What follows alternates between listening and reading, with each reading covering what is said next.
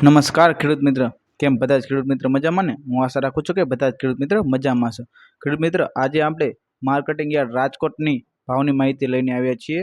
ભાવની માહિતીની વાત કરતા પહેલા ખેડૂત મિત્રો, તમે જે વિડીયો જોઈ રહ્યા છો તેમાં અત્યારે તે નીચે સબસ્ક્રાઇબ બટન હશે ખેડૂત સાથી ચેનલનું, તે અત્યારે જ ખેડૂત સાથી ચેનલને સબસ્ક્રાઇબ કરી દો.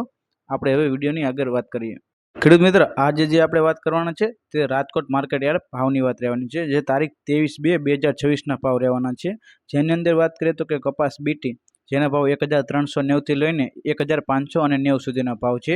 ઘઉંની વાત કરીએ તો કે 477 થી લઈને 526 રૂપિયા સુધીના ભાવ છે. બાજરીની વાત કરીએ તો કે 280 રૂપિયાથી લઈને 365 રૂપિયા સુધીના ભાવ છે. તે જ રીતે જો તુવેરની વાત કરીએ તો કે 1450 રૂપિયાથી લઈને 1631 રૂપિયા સુધીના ભાવ છે. ચણા પીળાની વાત કરીએ તો કે 930 રૂપિયાથી લઈને 1065 રૂપિયા સુધીના ભાવ છે.